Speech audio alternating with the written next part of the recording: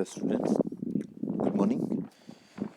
Today we are going to read the very first chapter, the very first poem of our first paper, The Seven Ages of Man. It is written by William Shakespeare, and I think that you might have read this poem in 11th or 12th year also. William Shakespeare, he was one of the greatest poet of English literature. He was born on 26th April 1564 in Stratford upon Avon, England. And due to his birthplace, he was also called as the Bard of Avon, or even the Bard only. William Shakespeare died on 23rd April 1616. He was a dramatist, he was a poet, and he was a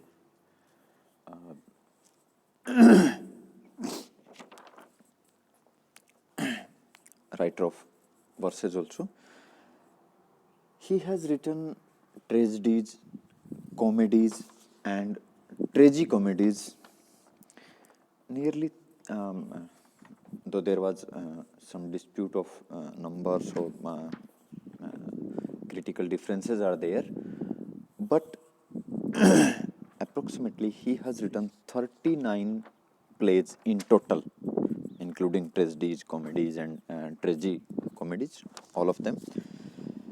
He has written 154 sonnets. Sonnet, though we will study it in a detailed later on, but sonnet is a 14-line poem, and the specific thing about this is this, that the sonnet has only 14 lines in which the poet has to present his idea, has to complete what he wants to tell, what he wants to convey. And he has written 154 sonnets. About his sonnets, it is being said that they are being addressed to some mysterious black lady whom perhaps he might have loved or something. But as per the record, there was no mention of that black lady. As per the written words, his sonnets were addressed to some mysterious Mr. W.H., because the identity of that W.H. is still unknown to the world. He has also written two long narratives poems, one Venus and Adonis, and the other one was The Lap of Lucrece. Both these two poems were on the themes of love, sexuality, betrayal, and the prevalent themes. He has also written some other verses. The famous tragedies written by William Shakespeare are Hamlet, Romeo and Juliet, Othello, King Lear, Macbeth, etc.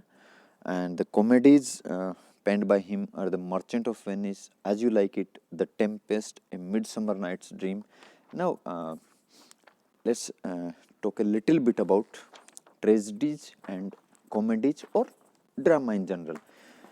As we have, I have talked about you in the introduction video, that drama is that written form, that written prose form in which we have action. Action is always implied in drama, because without the implication of action, drama can't be completed, or it cannot be considered as a whole. So there were two types of drama, and these two types, again we must say that they were basically popularized by William Shakespeare himself. You might see movies, है ना, आप लोग film देखते हैं? Obviously most of us have seen movies. अगर आप movies देखेंगे तो जो जनरल रोमांटिक मूवीज़ होती हैं जिनकी हम बात करें, तो उनकी जो एक जनरल थीम होती है वो क्या होती है? That there were two young people, they met, they fall in love with each other, then they have some problem, some misunderstanding, or some obstacle from the parents or from the society or anything like that, and then in the end they get married to each other, है ना. मतलब हमारी जो general जो एक theme होती है आम मूवीज की, वो क्या होती है कि आप जो है एक लड़का लड़की होते हैं, they fall in love with each other, और फिर उनका जो प्रेम है उसमें कोई बाधा उत्पन्न होती है, किसी भी रूप में वो हो सकती है, and then in the end what happens that they वो सभी बाधाएं, चाहे वो परिवार की तरफ से हों, चाहे वो समाज की तरफ से हों, चाहे वो किसी भी तरह की हो, दे ओवरकम देम, वो उनसे पीछा छुड़ा लेते हैं और दे गोट मैरिड. और इवन आप थोड़ा सा अगर पीछे जाके देखेंगे तो most of the romantic movies में द एंड लिखा ही तब आता था जब उनकी शादी होती थी, है ना, माल्यार्पण होता था या दे एम्ब्रेस ईच अदर और समथिंग लाइक दैट. सो ये जो थीम हुई, है ना, या एक हम दूसरी छोटी सी बात करें, जैसे एक रिसेंट ट्रेंड है, एक बहस चलती रहती है आजकल बहुत से, आपने भी कई बार सुना होगा कि what is the wrong with, what is the mistake of Ravan, what is wrong with Ravan, है ना. Ravan has tried whatever he did to protect her sister, his sister, है ना. मतलब ये एक बहस चलती है कि भी राम अच्छे थे, राम राज्य है, सही बात है, लेकिन रावण कहाँ गलत था, है ना. कुछ लोग ऐसे तर्क देते हैं, सोशल मीडिया का युग है, इस पे आप भी देखते होंगे कि रावण ने जो कुछ किया वो तो उसने अपनी बहन की रक्षा के लिए किया था, क्योंकि लक्ष्मण ने शूर्पणखा का वो नाक काट दिया था और इसलिए उसने सीता का हरण किया था, दैट इज इट. या एक जनरल चीज आपने देखी होगी, जब आप मूवीज देखते हो, जब आप सीरियल्स देखते हो, है ना, जब आप कोई कहानी भी सुनते हो इवन, है ना, तो क्या होता है कि बहुत बार ऐसा होता है कि जब भी जो विलन होता है या जो गुंडे होते हैं वो जब हीरो की पिटाई करते हैं तब हमें बुरा लगता है ना. Even if hero might have committed some crime there, है ना, बट वो उस क्राइम को दूसरे रूप में लेके उसकी पिटाई कर रहे हैं या जो भी मतलब रीजन हो, हमें बुरा लगता है. But when in the and और नियर द क्लाइमेक्स, जब हीरो अकेला उन गुंडों की पिटाई कर रहा होता है तब हमें बड़ा गुड फील होता है ना. सो ये जो चीज है कि जो सही है उससे सही चीज मिल रही है, जो गलत है उसे पनिशमेंट मिल रहा है, जो सही है उसे इनाम मिल रहा है, जो गलत है उसे पनिशमेंट मिल रहा है, ये जो चीज है इसे लिटरेचर की दुनिया में पोएटिक जस्टिस कहते हैं. पोएटिक जस्टिस यानी पोएट के अनुसार एक जस्टिस होना चाहिए, एक न्याय होना चाहिए. और वो पोएटिक जस्टिस क्या होता है? If a good man is rewarded और a bad man is punished, that is poetic justice, है ना. तो जो कॉमेडी होती है उसकी जो थियरी होती है, उसकी जो थीम होती है, वो क्या होती है? That there is a poetic justice. Comedy जो होती है उसमें पोएटिक जस्टिस होता है, यानी good man is being rewarded in the end and the bad man is being punished, है ना. हैप्पीली मैरिड, वो जो थीम होती रोमांटिक मूवीज की, दैट इज कॉमेडी. अब ट्रेजेडी, है ना, आप इस कॉमेडी या ट्रेजेडी को उस तरह से हंसी मजाक या रोना धोना उस रूप में न लें. ट्रेजेडी जो होती है उसमें पोएटिक जस्टिस नहीं होता, या हम यूं कहें कि पोएटिक जस्टिस के विपरीत काम होता है. यानी जो बैड मैन है उनको रिवार्ड मिलता है, वो अपने जो भी उनके जो स्ट्रेटजीज होती हैं, जो प्लान होते हैं उसमें कामयाब हो जाते हैं. और जो गुड मैन होते हैं वो नुकसान उठाते हैं, उनको पनिशमेंट मिलता है, या वो अपना जो भी लक्ष्य होता है उसको पूरा नहीं कर पाते. सो that is the difference between comedy and tragedy. And Shakespeare has written both. He has written comedies, he has written tragedies, and he has written tragicomedies also. Yani those romantic dramas which he has written, they are generally termed as tragicomedies because there are so many upheavals, so many dramatic turns there that they are being taken as tragicomedies. having both the effects. Now the poem which we are going to read today, The Seven Ages of Man. This poem is actually an interlude. This poem has been taken from Shakespeare's famous comedy As You Like It. And in that comedy, As You Like It, in that drama, what happens? Let's talk about interlude. हम interlude की भी बात करें. एक शब्द मैंने कहा है इंटरल्यूड, है ना. इंटरल्यूड अगर आपने कई बार आपने अगर देखा हो मूवीज को, अगर आप सीरियसली देखते हो या आपने कभी रामलीला का मंचन देखा हो, है ना, तो रामलीला का जब मंचन होता है तो आपने कई बार देखा होगा कि जैसे मान लो राम रावण का सीन चल रहा है ना, या सीता हरण का सीन चल रहा है, या मतलब कोई भी एक इम्पोर्टेंट सीन चल रहा होता है ना. उस सीन के तुरंत बाद क्या होता है, वहाँ वो किसी गाने पे नृत्य करते हैं, है ना, या कोई कॉमेडी वाला सा ऐसा एक सीन आता है ना. सो वो होता है इंटरल्यूड.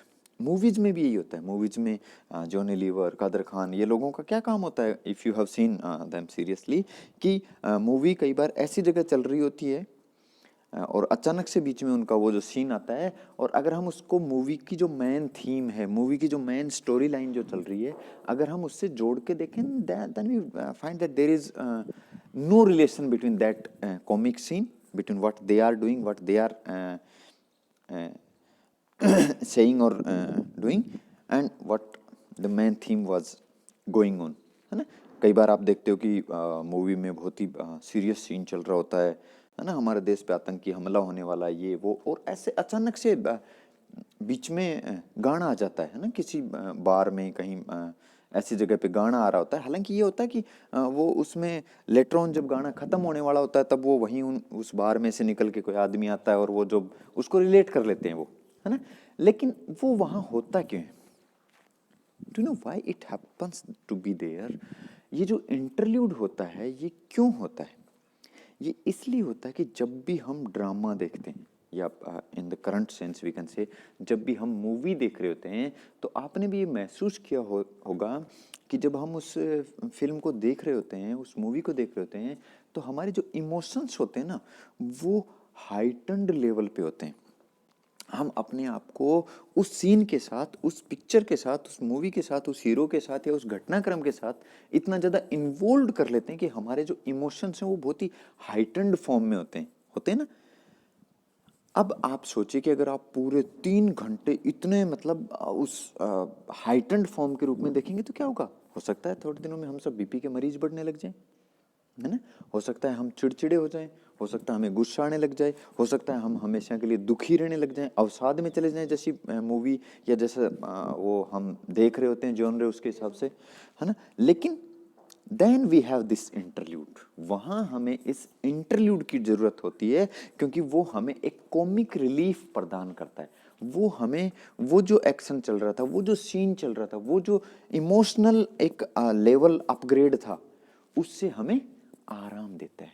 यानी एक बार के लिए हम उस हाइटन्ड इमोशन से कट हो जाते हैं, है ना. क्योंकि if you let me tell you an example of the movie Ghatak, है ना. उसमें उसके भाई को उठा के ले जाते हैं, सनी देओल के भाई को, और वो सब लोग वहाँ जाते हैं कि हम उनसे मिल के आते हैं, ये ऐसे कैसे तोड़ दिया, ये होगा. तो उस समय के जो भी घटनाक्रम होता है, जिस तरह से वो आके अचानक से उनकी दुकानों के सामने वो बजरी सीमेंट कचरा डाल देते हैं या जो भी है, और उसके बाद वो वहाँ जाते हैं, तो हम क्या एक्सपेक्ट कर रहे होते हैं, अब जब ये वहाँ पहुँचेंगे तो क्या होगा. But suddenly what we see that there is a dance number, है ना. वहाँ डांस शुरू हो जाता है. हाँ, ये अलग बात है कि जब वो डांस खत्म होता है तो वहाँ एक आदमी आता है जिससे वो कहते हैं कि ये आपको मिलवाएगा कातिया से, है ना. So that is the scene. लेकिन हमारे जो इमोशंस थे कि अब क्या होगा, उसको एक बार के लिए वो कूल डाउन हो जाते हैं, है ना. और that is the use of interlude, और हम इसे कॉमिक रिलीफ भी कहते हैं.